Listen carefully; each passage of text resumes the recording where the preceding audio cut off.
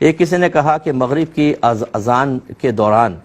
اگر کوئی لیٹا رہے تو کیا حکم ہے، اور کیا اس اذان کو سن کے فوراً کھڑے ہو جانا چاہیے، اٹھ جانا چاہیے، یعنی اٹھ کے بیٹھ جانا چاہیے؟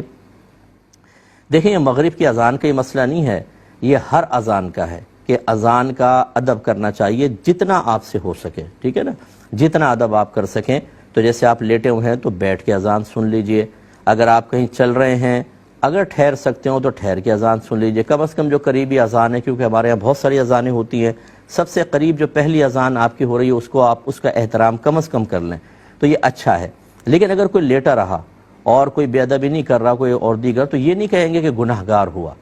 اور جیسے آپ نے خاص مغرب کا لفظ کہا، یہ ہمارے گھر والوں کا ایک عجیب سوچ ہوتی ہے کہ باقی اذانوں میں اتنی فکر نہیں ہوتی، جیسے ہی مغرب کے اذان ہوگی، بھائی مغرب کے اذان ہو رہی ہے اٹھ کر بیٹھ جاؤ۔ کیوں مغرب میں ہی کیوں؟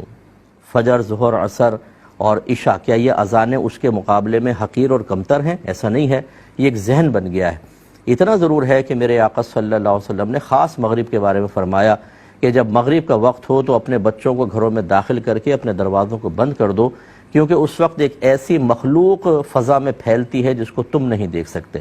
جس کی شرح یہ بیان کی کہ جنات مغرب کے ٹائم نکلتے ہیں اور جو شریر قسم کے ہوتے ہیں بعض اوقات مس کر کے بچوں کو چھو کے ان کو نقصان پہنچا سکتے ہیں۔ تو اس لیے نبی کریم صلی اللہ علیہ وسلم نے مغرب کے ٹائم بچوں کو داخل کرنے کا حکم دیا، لیکن یہ اذان کی مخصوص کوئی فضیلت ایسی نہیں ہے کہ اس کا خیال کر کے اس کا احترام کیا جائے، ہر اذان کا ہونا چاہیے۔